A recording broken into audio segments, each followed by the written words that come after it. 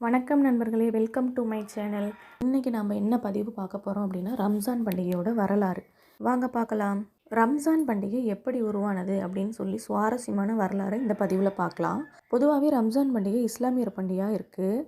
ஆனால் ரம்ஜான் பண்டிகை அவங்க அதிகமாக எதிர்பார்க்குறாங்களோ இல்லையோ, நாம் தான் அதிகமாக எதிர்பார்ப்போம். ஏன்னா ஒரு முஸ்லீம் நண்பர்னு இருந்தால் அவன் மூலிமா பிரியாணி வாங்கி சாப்பிட்லாம் அப்படின்னு சொல்லி நிறைய பேர் எதிர்பார்ப்போம்.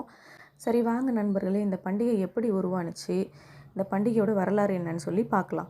ரமலான் அப்படிங்கிறது இஸ்லாமியர்களோட நாள்காட்டியில் 9வது மாதம். அதை தான் அவங்க ரமலான் மாதமாக கொண்டாடுறாங்க. இப்படி இந்த புனித மாதத்தில், ரம்ஜான் மாதத்தில் இஸ்லாமியர்கள் உண்ணாமல் நோன்பு இருந்து கொண்டாடுவாங்க. இந்த ரமலான் கொண்டாடுறதுக்கான முக்கிய காரணம், குரானின் படி நபியை அல்லாஹ் தனது தூதராக தேர்ந்தெடுத்தாராம். இது மட்டும் இல்லாமல் நோன்பு இருக்கிற காரணத்தினால இதில் பல விதிமுறைகளை கடைபிடிக்கிறாங்க. அது என்னென்ன விதிமுறைகள்னு இந்த வீடியோவில் பார்க்கலாம் வாங்க. ரம்ஜான் மாதத்தில் ரொம்ப சுய கட்டுப்பாடோடு இருக்கணும். முஸ்லீம்கள் இந்த மாதத்தில் நோன்பு இருக்கிறதுக்கான முக்கிய காரணம் ஏழைகளோட வலியும் வேதனையும் புரிஞ்சுக்கிறதுக்காக தான்.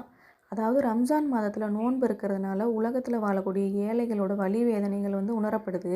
நோன்பு இருக்கிற நேரத்தில் கண், மூக்கு, காது, நாக்கு இது எல்லாத்தையுமே கட்டுக்குள்ளே வச்சுருப்பாங்க. அதாவது நோன்பு இருக்கிற நேரத்தில் கெட்டதை கேட்கவோ, கெட்டதை பார்க்கவோ, கெட்டதை பேசவோ, கெட்டதாக உணரவோ கூடாதுன்னு சொல்கிறாங்க.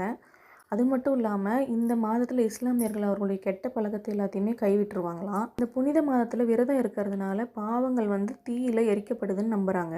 அது மட்டும் இல்லாமல் மனம் தூய்மையாகி விரதத்தை கடைபிடிக்கும் போது, விரதம் முடியும் போது கெட்ட எண்ணங்கள் அவங்க மனசுலேருந்து நீங்கிவிடும் அப்படின்னு சொல்லி நம்புகிறாங்க. இந்த பதிவு உங்களுக்கு பயனுள்ளதாக இருந்ததுன்னா நம்ம சேனல் லைக் பண்ணுங்கள், ஷேர் பண்ணுங்கள், சப்ஸ்கிரைப் பண்ணுங்கள். நன்றி.